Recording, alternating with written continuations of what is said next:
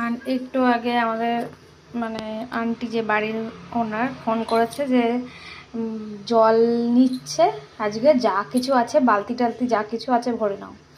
আমি এটা ভরেছি, এটা ভরেছি, এটা ভরেছি, এটা ভরেছি, এখানে গামলা এটা ভরেছি, হাঁড়িটা ভরে নিয়েছি, যেহেতু আজকে একাদশী তাই এইগুলো আমার কোনো কাজে লাগবে না। এই হাঁড়ি বাসনগুলো এইগুলো কিচ্ছু কাজে লাগবে না, ওই জন্য সব ভরে নিয়েছি। বাথরুমে যা কিছু ছিল টোটাল সবই ভরে নিয়েছি। বাবা মুখ দেখা যাচ্ছে এখানে।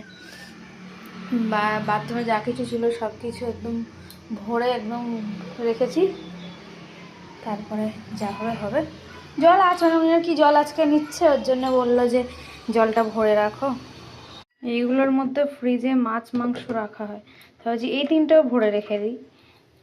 কি আছে, এই তিনটেও ভরে রেখে দিলে হয়ে যাবে,